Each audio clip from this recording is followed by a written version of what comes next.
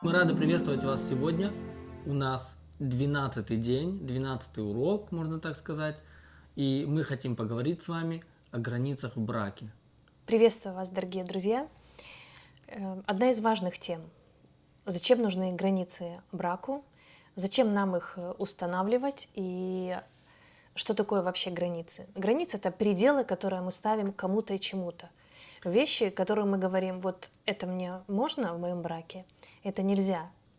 И первая граница мы хотели бы определить это как грех. Граница к греху. Мы должны четко определить в своей семье, что для нас грех, что не грех, и поставить границы к греху. И каждый раз, когда мы чувствуем, что в нашу семью пробирается грех, мы должны уметь сказать «стоп». Мы должны понимать, что Библия называет грехом. Это должно быть объективно, это не должно быть наше отношение к греху, это должно быть отношение Слова Божьего к греху. И каждый раз, когда мы видим, что в нашей семье что-то не так, мы должны уметь четко сказать себе: здесь мы проводим границу, потому что грех не должен войти в нашу семью, в наши отношения. Да, и грех это как падение. И мы видим в отношениях, что когда в Библии написано двоим лучше, чем одному, но там дальше написано, что если один упадет, второй поднимет. Если второй упадет, первый поднимет. И не всегда два человека одновременно в браке, они чувствуют, что что-то не так. Грех — это такая вещь, которая очень хитрая. Дьявол подходит к нам всегда издалека, постепенно и очень хитро, через такие вещи, которые мы, может быть, не сразу можем определить. Вот. Грех никогда не сваливается на нас, как снег на голову. Нет, дьявол, он обольститель, он искуситель, он как к Еве подходит, он начинает заводить какие-то разговоры в нашем разуме, склонять нас к чему-то. И верующий человек, у которого есть понимание того, что Библия называет грехом, он всегда будет это чувствовать. Вот. И если жена чувствует, что что-то сейчас не так с мужем, или муж чувствует, что что-то сейчас не так, мы должны уметь сказать «нет». Вот здесь мы сейчас проложим границу и скажем греху «нет». И вторая граница – граница духовным авторитетом. Наше основание – Бог и Библия. Да, мы не должны поддаваться ветрам никаких учений. Сейчас в мире существует очень много всего. Вот такого избытка информации, которая доступная, соблазнительная, которая кажется, возможно, даже правильной, ее очень-очень много. Ее не надо искать, она сама всегда у нас на глазах.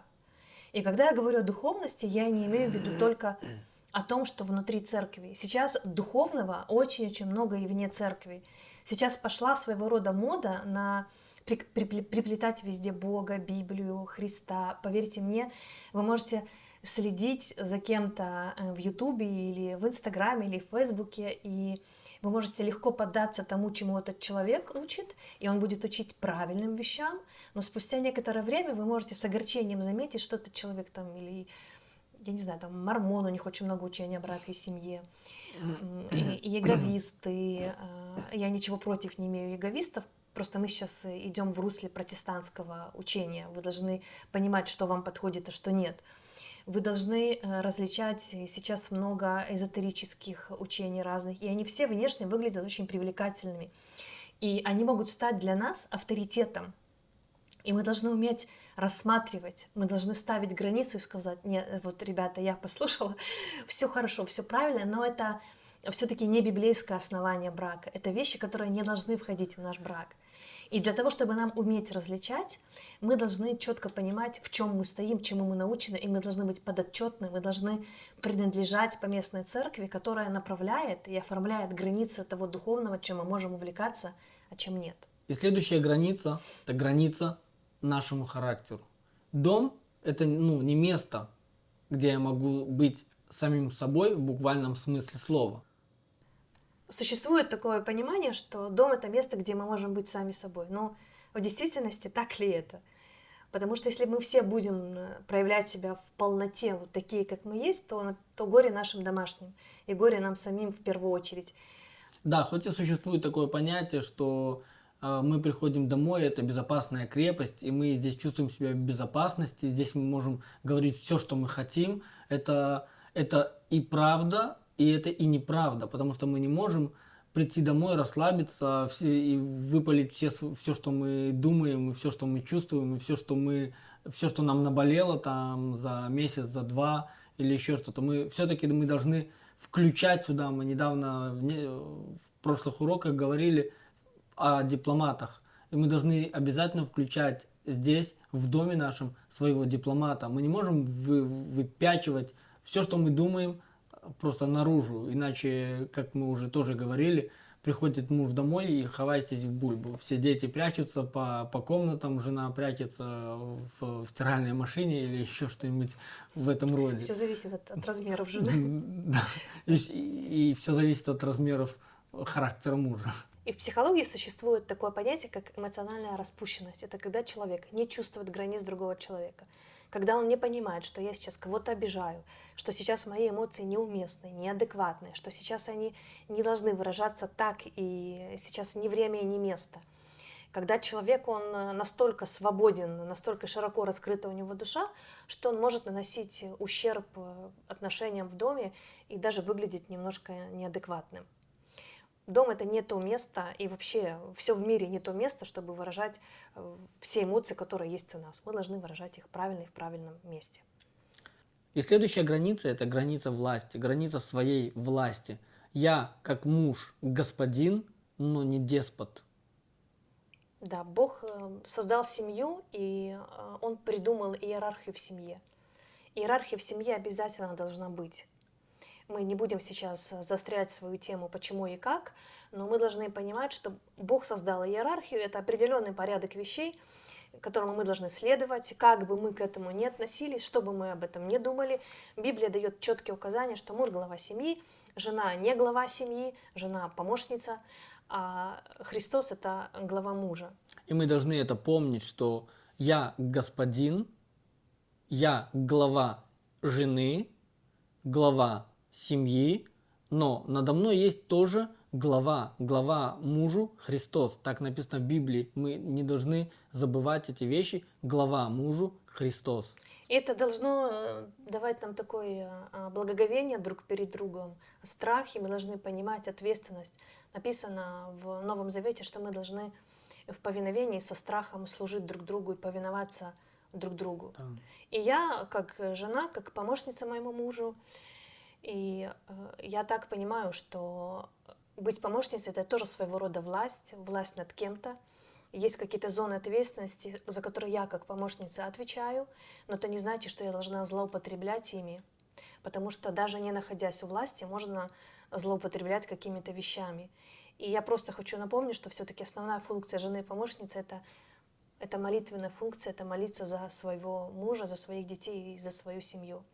Вот. И каждый раз, когда мы понимаем, что даже у моей власти и у власти мужа есть определенная граница, мы должны иметь мудрость и понимать, что эта власть, она где-то все-таки заканчивается, а где-то начинается. И следующая граница – это граница дьяволу. Граница... Это должна быть, наверное, самая такая жесткая граница, самая широкая, самая укрепленная.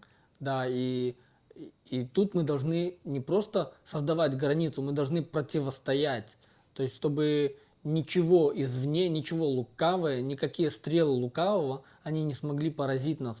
Здесь мы должны противостоять, как написано, противостаньте дьяволу и убежит от вас. И выстраивать границы против дьявола нам придется на протяжении всего брака. Потому что дьявол, он будет пытаться проникнуть и в наши отношения, и во все сферы нашей жизни, и в наших детей. И дети слабые, беззащитные. Дьявол будет очень часто использовать наших детей. Это и наше здоровье, и наши финансы, и наши отношения друг с другом, с родственниками. Дьявол будет стараться проникнуть везде, где только можно. И мы должны понимать, что те сферы жизни, о которых мы не заботимся, которые мы отдаем на самотек, это слабые наши стороны. Да, есть такое выражение, где тонко, там и рвется. И дьявол, он будет стараться именно в тех местах подкопать, подорвать, найти трещину, и именно через эти места влезть в семью и разрушить ее изнутри.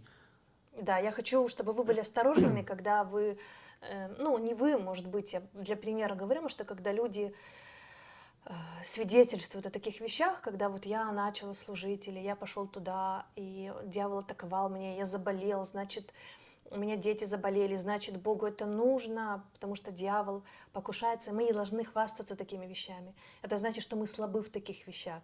Это значит, что мы должны укреплять себя в таких вещах. Мы должны проявлять духовную власть над нашими детьми, над нашим здоровьем и над всем остальным. Да, здесь мы особенно видим, где, когда мы видим покушение на какие-то вещи, как Марина только что говорила, что там заболели или дети резко стали непослушные там, или еще что-то. Дети очень, кстати, чувствительные в духовном плане, они очень чувствуют, когда есть вот такие вот напряжения, да, напряженная ситуация. И это именно то место, это просто, если вы видите это и наблюдаете в своей жизни, бейте тревогу. Не просто бейте тревогу, укрепляйте именно эти места, понимаете? Укрепляйте эти места, которые вы увидели в своей жизни, в своем браке, что здесь сейчас проблема. Такие вещи требуют, да, большего попечения, большего внимания. Да. Да. Еще есть одна граница, это граница своим потребностям. Брак не обязан давать мне все, что придет мне в мою, как говорится, дурную голову. Да. Муж, он не папа жене, и жена не мама мужу. Да, и мы должны быть, с одной стороны, брак – это источник, из которого мы пьем, и наши нужды и потребности должны восполняться внутри брака. Это правильно, это библейский принцип, но мы, с другой стороны, должны учиться быть благочестивыми и довольными тем, что есть, и не требовать от своего брака то, чего в нем нет. У нас не может быть все, что есть в этом мире. У кого-то будет больше. Всегда у кого-то будет больше. И мы должны понимать, что если у меня чего-то нету, то нету. Но на этом пункте очень многие семьи притыкаются, и их отношения рушатся только из-за того, что я не получил или не получила то, что хотела, или то, что якобы мне брак должен дать. Нет, это неправильная позиция, и мы должны быть очень осторожны, потому что дьявол, он очень сильно любит использовать наше недовольство, чтобы внести раскол в нашу семью. И следующая граница – это граница посторонним людям. Другими словами, это сепарация. Мы должны сепарироваться от родителей, мы должны сепарироваться от того, что у нас когда-то было. Сепарация – это как отделение или… Когда мы ставим себя отдельно от того, что… Отделяемся от той среды, где мы находились. Когда мы вступаем в брак, мы уже не там, мы уже здесь. Мы перешли границу, и у нас уже свое государство, если можно так сказать. Да, это не значит, что мы должны прервать все контакты, ничего не перенимать и не иметь ни с кем никакого общения. Нет, вообще речь не об этом, а о том, что мы сейчас смотрим друг на друга как на одну плоть, когда мы настолько близки друг к другу, что мы в первую очередь фокус на себе, ничто не может разделить нас, ничто не может влезть между нами. Да, у нас есть родители, мы о них заботимся, это наша заповедь, это повеление, мы должны быть благословением для наших родителей. Вот. Но в первую очередь мы должны понимать, что мы муж и жена, и никакие посторонние лица они не могут влезать в наш дом. И ни флирт никакой ни с кем, ни какие-то вопросы такие, может ли быть дружба между мужчиной и женщиной. Я всегда говорю, не может. И это противоречивое понятие. Не может быть дружбы между мужчиной и женщиной. Мужчина или женщина может быть другом, только моя жена может быть моим другом, как женщина. И я, как мужчина, могу быть другом для своей жены. Да. Только в этом случае мы можем быть друзья друг для друга. То есть мы должны соблюдать инструкцию по безопасности и не впускать в свои отношения того, кто там не должен быть. И граница следующая – это граница нашим детям. Дети, как мы иногда можем услышать, что вся моя жизнь – это дети. На самом деле нет. Дети вырастают, и они уходят из семьи. И такая граница детям. Что значит граница детям? Понятное дело, что мы родили детей, это наши дети, это все нормально, но существует граница, которую мы должны даже поставить между детьми и родителями. Очень часто дети являются для родителей инструментом манипулирования друг другом. Очень часто дети начинают быть между родителями такой вещью, когда они находятся там, где их не должно быть. Часто дети становятся свидетелями вещей, свидетелями которых они не должны быть. Я даже могу привести достаточно такие серьезные примеры, когда дети спят в спальне с родителями, это один из примеров, когда граница детям не поставлена. И я как консультант, я часто встречаю такие вещи, когда взрослые дети спят с родителями, и дело доходит до каких-то глупых очень вещей, неправильных. И это только одна часть, одна сфера нашей жизни, где дети присутствуют, но их там не должно быть. Поэтому мы должны понимать, что у каждого в семье есть иерархия, есть муж, жена, и есть дети, и все стоят на своих местах. И дети не должны воспитывать родителей, родители должны воспитывать детей. И если начинается что-то наоборот, то это уже неправильно. Значит, граница, она разрушена. Еще одна граница – это граница привычкам и своим увлечениям. Написано в Библии, что все мне позволительно, но не все полезно. Все мне позволительно, но ничто не должно обладать мной. Да, апостол Павел говорит об этом, и это очень важный принцип. Мы очень тяжело чувствуем эту границу, ее очень тяжело иногда заметить и определить.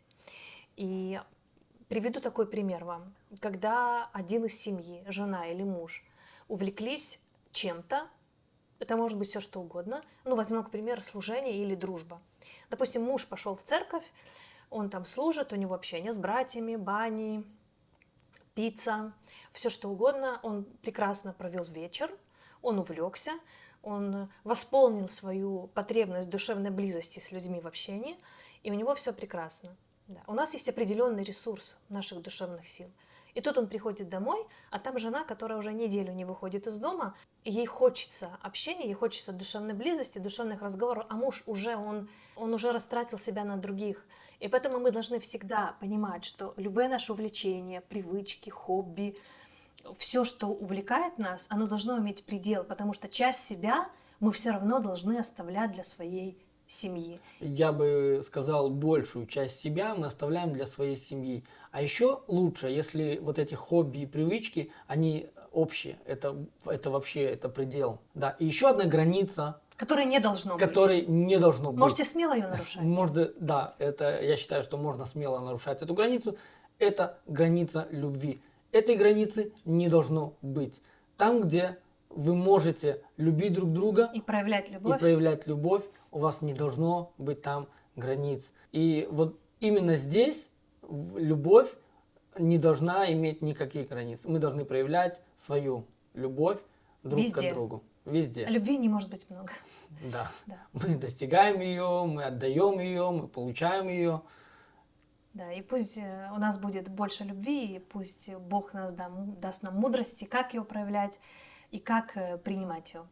А пока мы с вами прощаемся, и до завтра. До встречи завтра.